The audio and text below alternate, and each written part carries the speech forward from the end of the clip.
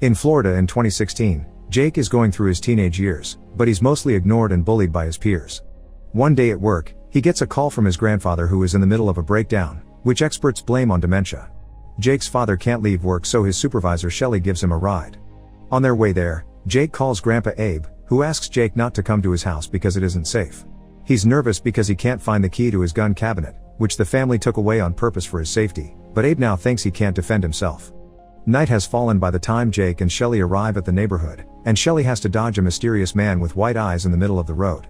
They find the house has been broken in, so while Shelly grabs her weapon from her car, Jake follows a path of destruction into the forest, where he finds a flashlight covered in blood and the body of his grandfather missing his eyes. He tries to call 911, but Abe stops him, telling him to go to the island and find the loop of September 3, 1943 before dying for good. At that moment, a big monster appears among the trees, but also does Shelly, who shoots at it when Jake warns her. A month later, Jake's still going to therapy with Dr. Golan, who tells him it's perfectly natural to see things that aren't there when the mind is going through traumatic situations. Jake thinks this is a monster from the stories Abe used to tell him when he babysat Jake. He always talked about secret islands, magical places, and the children's home in Wales he grew up in. He used to show him pictures of the headmistress, who could turn into a bird, and all the other kids, who had special powers. Abe's parents had sent him to live there to escape from the eyeless monsters that were in Poland at the time. Little Jake used to believe in those stories, but soon in school, he was made fun of for it, and the teacher taught him that Abe's monsters were just the horrors of war seen through the eyes of a child. A few days later, the family throws Jake a surprise birthday party, and his aunt gives him the last gift Abe left behind for him. Jake finds a book with a postcard inside showing an island in Wales and a message from 2 years ago from the children's home, asking him to visit. This inspires Jake to want to go, and Dr. Golan approves of the idea because it may help him to move on. Jake's father Frank takes his son to Wales on the family boat. That way he also gets a vacation to work on his book about birds. On their way there, they see a peregrine falcon flying above them, and Jake talks to it as he jokes that it may be the headmistress. The island has a small town and only one hotel in it, which is mostly empty except for the manager and Augie, a blind man. After leaving their things in their room, Jake wants to find the children's home, but Frank wants to go bird watching, so he pays a couple of local teenagers to take Jake to the other side of the island. These guys take Jake through a weird shortcut, but their directions are correct. Jake finds the children's home, or at least, what's left of it. Disappointed by finding only the ruins of the house, Jake returns to the hotel, where Augie tells him a German air raid bombed the island on September 3, 1943, the same date Abe mentioned before his death. The next day, Jake returns to the house to investigate. Among the ruins of the house, Jake can see the children from Abe's pictures and runs away, only to trip and lose consciousness. When he wakes up, he finds himself being carried by Bronwyn, a girl with super strength. Some of the other kids are there as well, and Jake can easily recognize them from Abe's stories. Emma, the girl that can levitate, the twins, whose hidden faces can turn anyone into stone, Olive, who can make fire with her hands, and Millard, an invisible boy. They promise him none of them died and take him into the cave so he can cross into the loop, but Jake feels a weird sensation inside the cave that scares him into returning to the hotel. The town looks different now, everything looks lively and the hotel is crowded.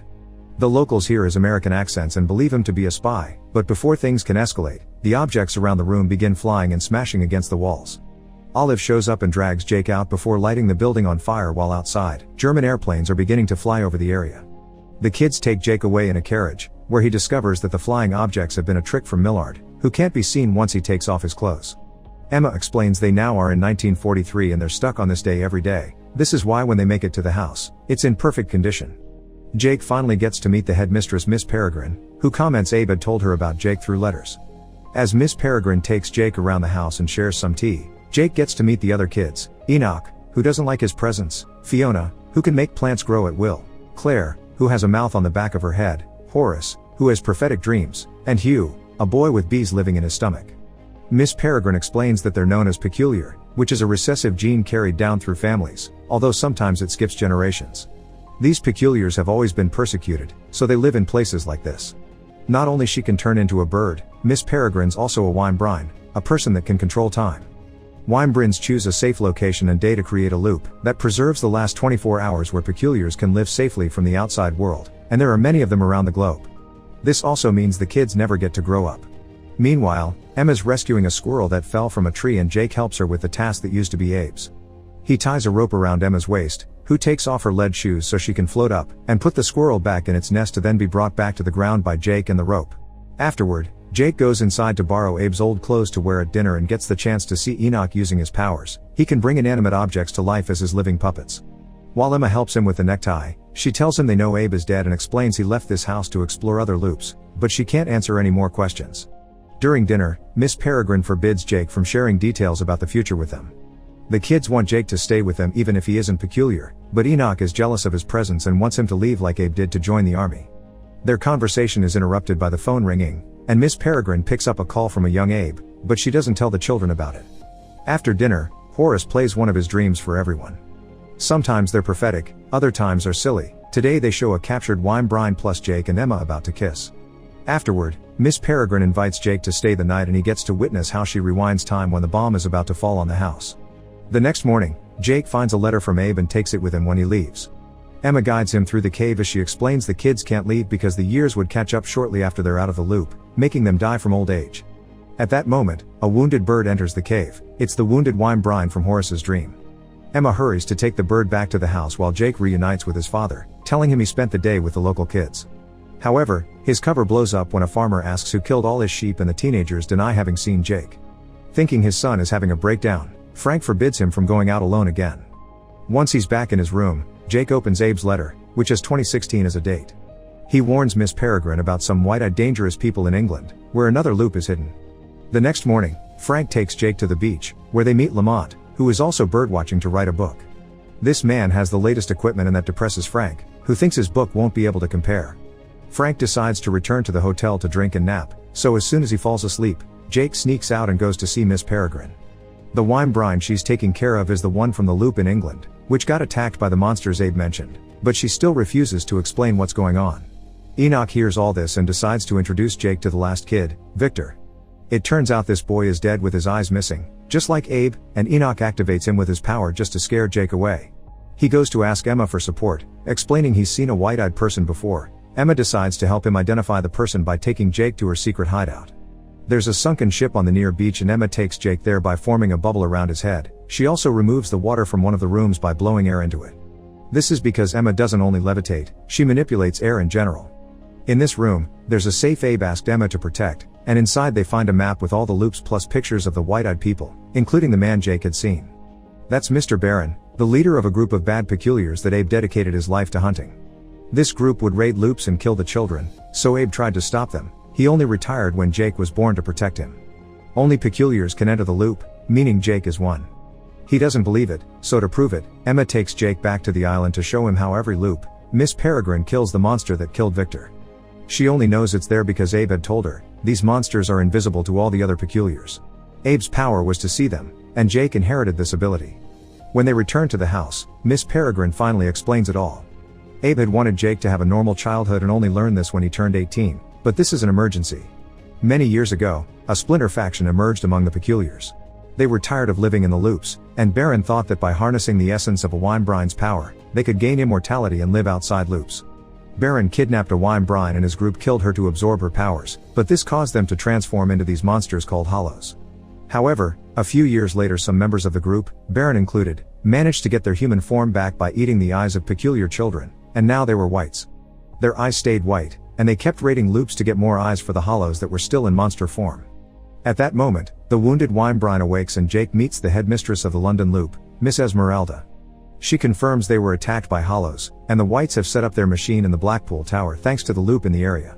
They want to try the experiment again because they still aren't immortal. Hollows attack everything in their path and Jake realizes the dead sheep are a sign they're already here, so Miss Peregrine decides it's time for them to leave this loop and start one somewhere else. Jake needs to leave or he'll be stuck in 1943, making Emma cry for choosing his family over the peculiar children who need his help seeing the monsters. On his way back to the hotel, Jake finds Frank, Lamont, and a group of people looking at Augie's body, which is missing his eyes. Suspecting what happened, Jake runs away to warn Miss Peregrine, but since Frank doesn't have the energy to go after him, Lamont volunteers to bring the boy back. At the cave, Jake is shocked to see Lamont can cross the loop too and the truth comes to light. This is Barron, who can shapeshift. For months, he's been keeping an eye on Jake by pretending to be Dr. Golan, and now Jake has finally given him what he needed, a way into Miss Peregrine's loop. Barron transforms his hand into a blade and takes Jake back to the house where everyone is packing to leave. Since Jake's the only one that can see the monsters and therefore protect the kids, Miss Peregrine accepts to go with Barron in exchange for Jake. Baron takes her away in a cage, and once they're gone, Esmeralda and the kids begin sealing up the windows and doors to defend themselves against the monsters. At that moment, young Abe calls the house to confirm he's fine, and Jake gets to tell him he's the best grandpa in the world. Then, a hollow gets inside by breaking a window and kills Esmeralda.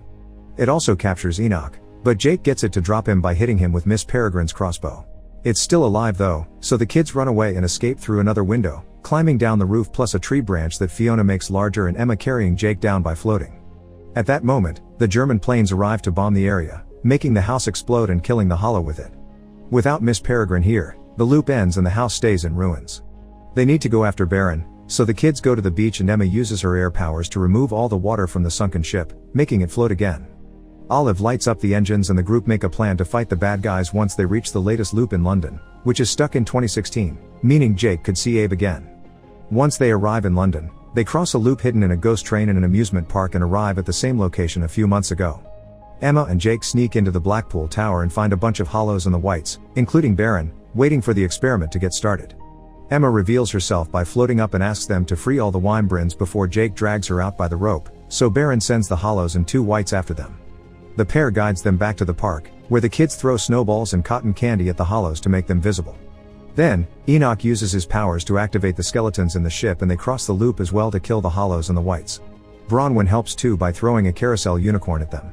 Next, they go back to the tower, where Emma pushes Baron back with her air and Hugh sends his bees after the whites. Enoch, Olive, Horace, and Jake try to attack the Baron, but they're all easily pushed away before he leaves to another room to start the experiment. The male white catches Bronwyn and pushes her into a pool to freeze the water, so Fiona throws some seeds at him to capture him with her plants. Sadly, he kills the plants with his ice and then goes after Olive, whose fire isn't strong enough against him. Enoch finds an old metal elephant model and activates it to make it kill the male white while the female one goes after the others. Claire catches her arm with her extra mouth and the twins reveal their faces to transform the white into stone, which breaks when it falls. Thinking Olive is dead, Enoch declares his love for her and kisses her, but then she wakes up. Emma and Jake go after Baron, who easily dodges the shots from Jake's crossbow. Once again, Emma pushes him back with her air while Jake enters the room to free all the Wymbrins from the cage. When Emma runs out of energy, Baron goes after Jake, but it's at that moment that all the birds fly out, attacking Baron before leaving the building to make new loops. Enoch and Emma enter the room and are shocked to find there are 2 Jakes now. They can't tell who is real and who is Baron, but the solution quickly falls on their laps. One of the hollows is still alive and has entered the tower. The real Jake can see it, so he steps back while the hollow captures Baron and kills him. Then Jake kills the hollow in return by shooting it with the crossbow. Afterward, Jake says goodbye to the kids, who return to the loop to stay in 1943 while he goes back to his old town to see Abe again since he's alive, thanks to Baron having died in the past. After Jake shares his story, Abe gives him his birthday present. It's the same book, but this time inside there's money and different currencies and the loop map in order to travel and find the kids again, because Abe wants him to be with them. Months later, Jake finally finds the ship again after jumping through many loops all over the world and even joining the Navy. He and Emma reunite with a kiss as the kids set sail with Miss Peregrine following them in her bird form, ready to find a safe place to set up a new loop. Make sure to subscribe and turn on notifications so you can watch more videos like this. Thanks for watching.